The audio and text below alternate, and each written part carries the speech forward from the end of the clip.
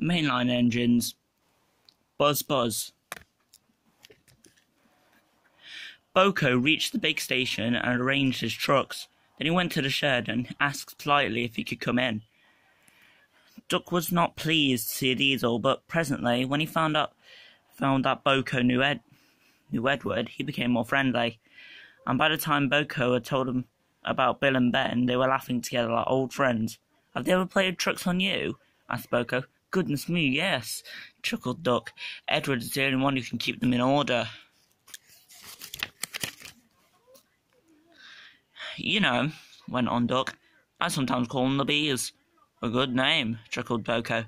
"They're terrors when they start buzzing around." Just then James bustled in.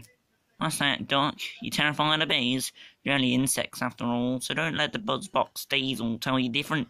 His name is Boko, and he didn't—" "Wait, I wouldn't care," interrupted James. "If hundreds are swarming round, I just blow smoke and make them buzz off."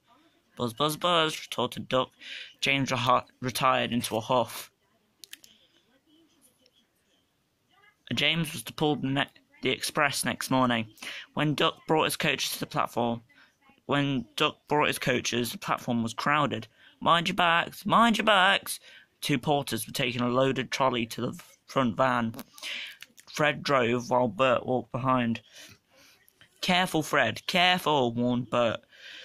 But Fred was in a hurry and didn't listen. Suddenly an old lady appeared in front. Fred stopped dead, but the luggage slid forward and burst the lid of a large white wooden box. Some bees flew out, and just as James came backing down, they began to explore the station.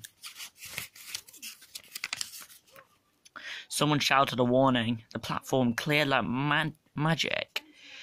The bees were too sleepy to be cross. They found the empty station cold. James's fireman was trying to couple the train. They buzzed round him hopefully. They wanted him to mend their hive.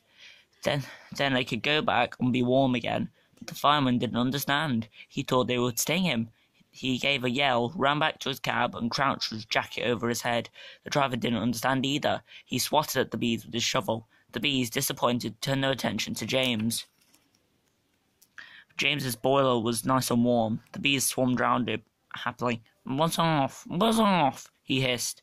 He made smoke, but the wind blew it away, and the bees stayed. At last one settled on his hot smoke box.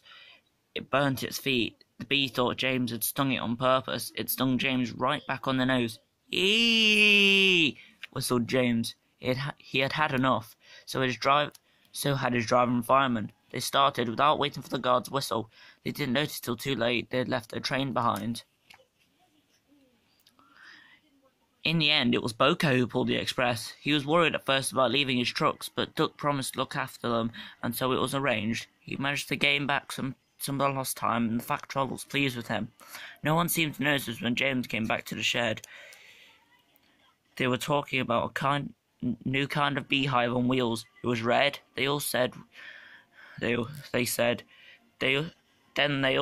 "Buzz, buzz, buzz," and laughed a lot. James thought that for big mainline engines, they were being very silly.